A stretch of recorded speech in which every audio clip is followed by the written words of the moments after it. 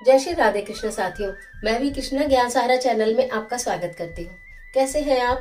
आपके अच्छे स्वास्थ्य और सुखद जीवन की मंगल कामना करती हूँ। आपके और अपने इष्ट देवों को कोटि कोटि नमन करते हुए, बड़ों को प्रणाम करते हुए वीडियो प्रारंभ करते हैं। साथियों, आज मैं आपको सकट चौथ की सरल से सरलतम विधि से संपूर्ण पूजन विधि, कथा और संकल्प किस प्रकार लेते हैं और किस किस चीज का आपको भोग लगाना है, भगवान गणपति को क्या चढ़ाना है, समस्त जानकारी लेकर मैं आज की वीडियो में। तो चलिए झटपट वीडियो प्रारंभ कर लेते हैं। लेकिन उससे पहले चैनल पर नया है तो चैनल को सब्सक्राइब जरूर कीजिएगा और बेल आइकन का बटन जरूर प्रेस कीजिएगा, इससे आने वाली वीडियोस का नोटिफिकेशन आपको मिलता रहे।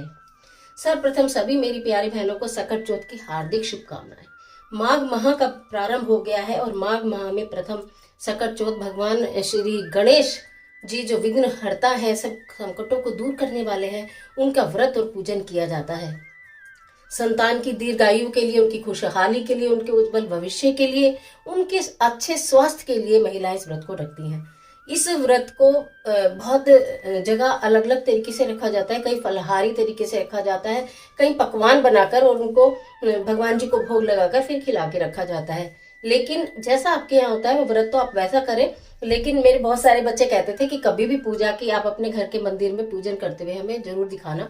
तो आज मैं आपको ये दिखाना चाहती हूँ कि सकट चौथ का पूजन सरल तरीके से हम कैसे करें। आइए मेरे साथ। ये देखिए, ये घर का मंदिर है और भगवान गणपति जी और माता लक्ष्मी के साथ यहाँ विराजमान है। पीले वस्त्र मैंने इनको पहनाए हैं। भगवान गणेश जी को पीले वस्त्र अति ही प्रिय हैं। और आज की वीडियो में मैं ये भी बताऊंगी कि भूलकर भी कुछ गलतियां ऐसी आपसे ना हो जाए कि आपका जो व्रत है और जो पूजन है वो व्यर्थ चला जाए। तो ये भगवान जी का हमने ये वस्त्र पहनाए हैं और पीले फूल भगवान को अति प्रिय। पीले फूल हम चढ़ाएंगे, दीपक लगाएंगे, भोग लगाएंगे। बहुत सारी चीजों का यूं तो भोग लगाया जाता है, वो आपकी अपनी अपनी श्रद्धा है। लेकिन जो मैंने आज विशेष चीजें यहाँ पर एकत्रित की है, यानी फल तो आप लगाते ही, जो भी सीजन के फल है।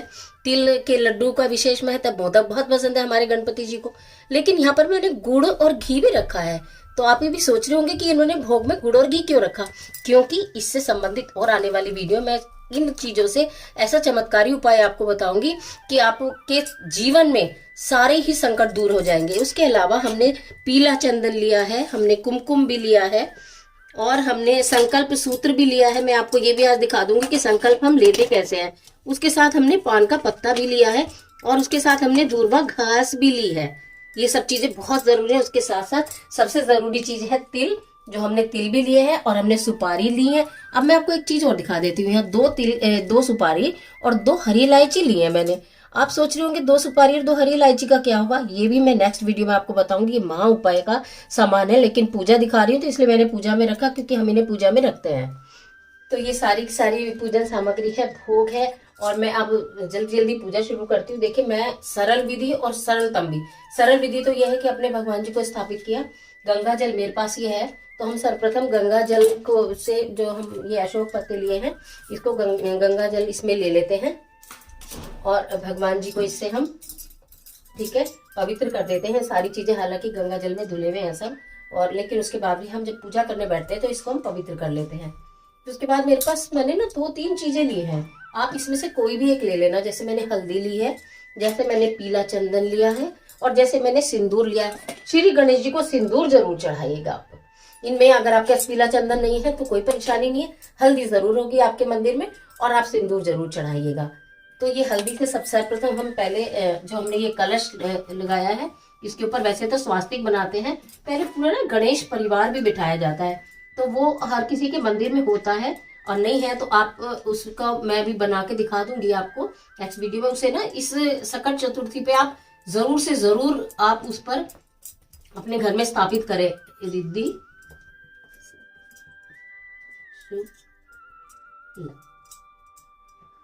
5 बिंदी हम लगा लेते हैं, चाहे पत्तों पर लगाइए या कलश पर लगाइए। भगवान जी का हमने पहले कलश स्थापित करा, फिर हमने भगवान जी को तिलक करा, ठीक है। और भगवान जी के चरणों से लेकर मैंने लक्ष्मी जी को भी विराजमान किया, चरणों से लेकर फिर हमने अपने मस्तक पर यहाँ पर तिलक लगा लिया। अब उसके बाद हम क्या कहते हैं, संकल्प के बिना कहते हैं कोई व्रत पूरा नहीं होता। संकल्प लेना बहुत जरूरी है। अगर संकल्प लेकर व्रत करते हैं तो ये व्रत माना जाता है। और संकल्पित ही व्रत, यानी भगवान के सामने आपने संकल्प लिया है कि आज हे ईश्वर मैं संकल्प लेके व्रत को कर रही हूँ, तो आप मेरी सारी मनोकामनाएं पूर्ण करना, व्रत पूर्ण करने में मेरी मदद करना। संकल्प लेने का तरीका बताती हूँ आपको। हमने सबसे पहले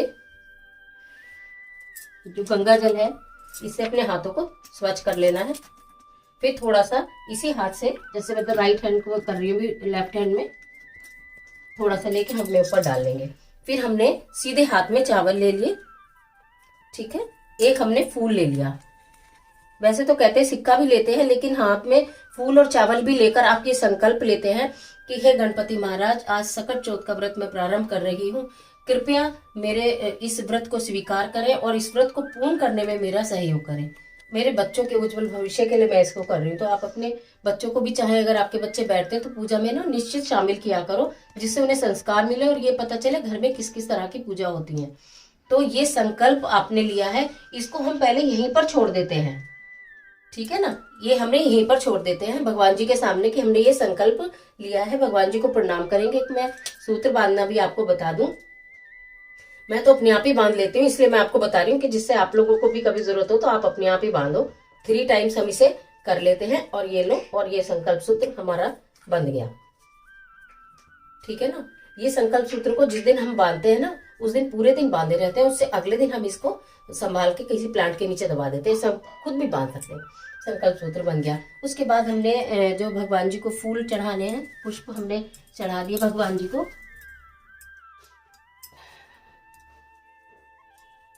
ये सब आप करते ही होंगे, वैसे कोई ऐसी बड़ी बात नहीं है, ये सब करते ही होंगे आप। भगवान जी को दूर्वा घास चढ़ाई जाती है, और दूर्वा घास के कितने जोड़े चढ़ाने से किस चीज को का क्या फल मिलता है ये भी मैं आपको सब बताऊंगी।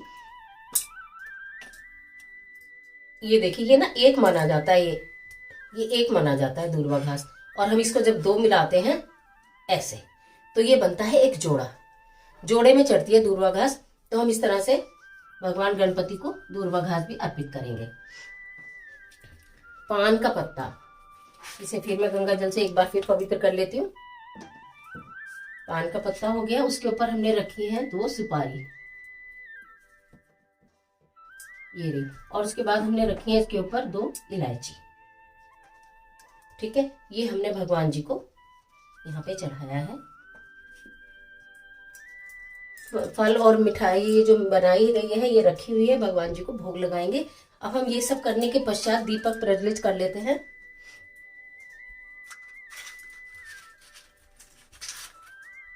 बोलो श्री गणेशाय नमः। हे गणपति महाराज, गलतियों को, भूलों को, अपराधों को क्षमा करके रक्षा करना, मेरे व्रत को पूर्ण करना। बोलो गणपति महाराज की जय।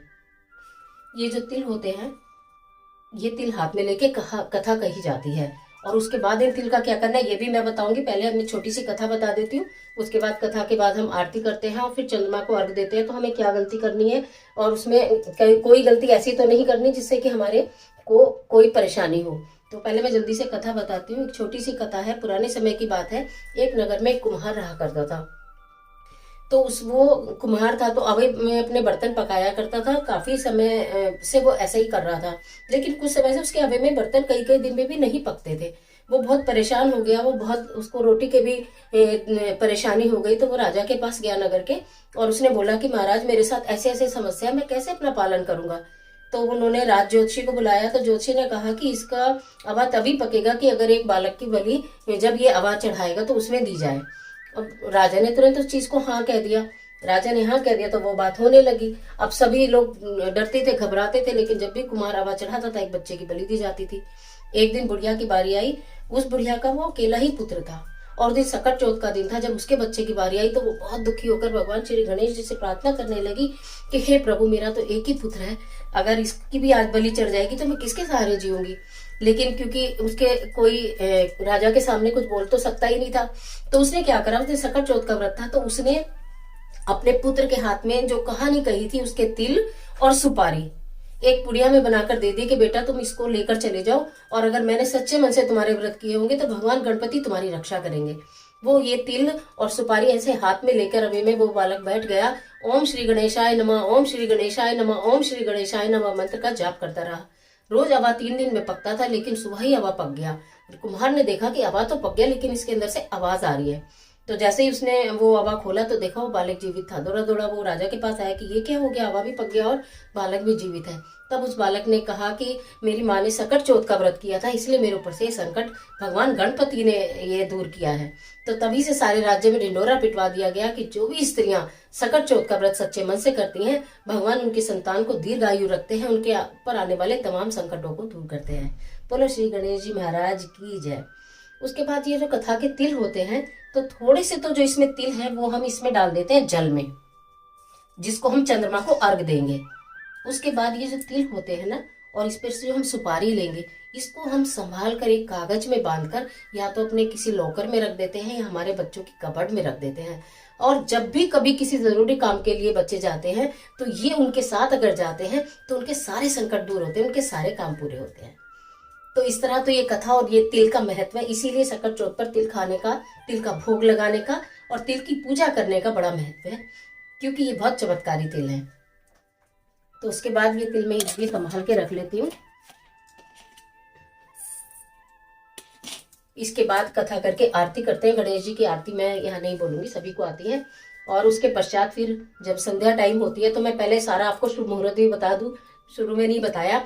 गणेश चतुर्थी जो है यानी सकट चौथ जो है वो 21 जनवरी को मनाई जाएगी, क्योंकि 21 जनवरी में प्रातः 8:15 पर सकट चौथ आएगी और 22 जनवरी में वो प्रातः 9:15 तक ही रहेगी। इसलिए चंद्र दर्शन जो है 21 जनवरी को होगा और चंद्रोदय का समय है रात को 9:05। ये मैं उत्तर प्रदेश की बात बता रही हूँ, अलग अलग स्थानों पर थोड़ा टाइम 5-10 मिनट इधर उधर हो सकता है। चंद्रमा को अर्घ देते समय क्या गलती नहीं करनी है, आप जिस समय चंद्रमा को अर्घ दें तो उसमें थोड़ा सा ये तिल तो मैंने डाले, थोड़ा सा कच्चा दूध डालें, ओम सोम सोमाय नमः मंत्र का जाप करते हुए या ओम श्री गणेशाय नमः मंत्र का जाप करते हुए आपको जल चढ़ाना है। और हो सके तो आप अपने बच्चों को साथ में लीजिए और उनका हाथ भी लगवाइए। पर ध्यान ये देना है कि जिस समय आप अर्घ चढ़ाएं वो अर्घ के छींटे आपके पैरों में ना आए।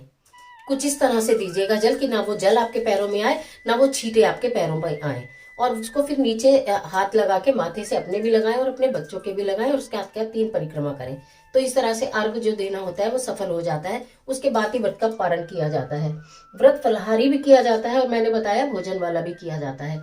अब इसमें हमें गलती क्या नहीं करनी, भूल क्या नहीं करनी, तो एक तो जो अर्घ देते हैं वो पैरों में ना आए, दूसरा नीले और काले कपड़े पहनकर कभी भी आप पूजा ना करें। भगवान श्री गणेश को पीला रंग अति प्रिय है, तो आप पीले वस्त्र धारण कर सकते हैं, लाल वस्त्र भी धारण कर सकते हैं, लेकिन वो वाले रंगों के वस्त्र आप धारण ना करें। बच्चों को भी अपने साथ पूजा में आप शामिल करें और उन्हें सारा ये पूजा का विधान बताएं कि जिससे बच्चों को पूजा का महत्व पता हो और वो करें। अगर आपके साथ नहीं बैठते तो आप उनके नाम की प्रार्थना कर सकते हैं भगवान श्री गणपति जी से।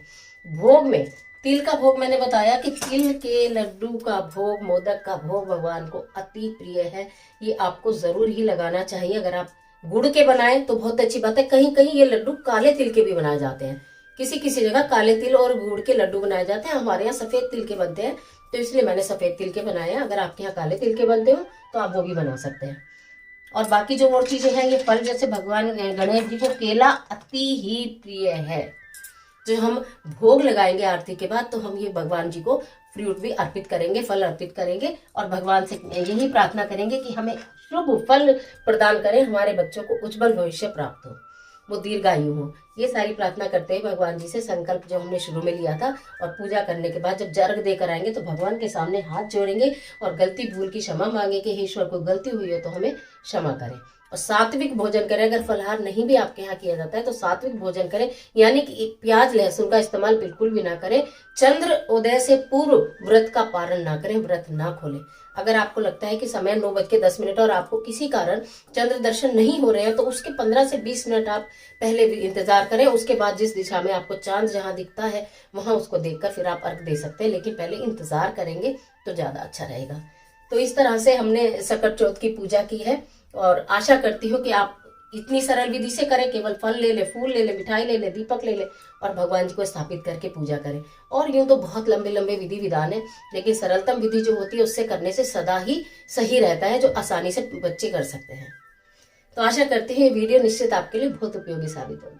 मिलती हूँ एक और जबरदस्त वीडियो के साथ, तब तक हंसते रहिए, मुस्कुराते रहिए, अपना और अपने अपनों का ख्याल कीजिए। वीडियो अच्छी लगे तो लाइक कीजिए और कमेंट बॉक्स में ओम श्री गणेशाय नमः लिखना बिल्कुल मत भूलिए। ईश्वर आपकी मदद करे।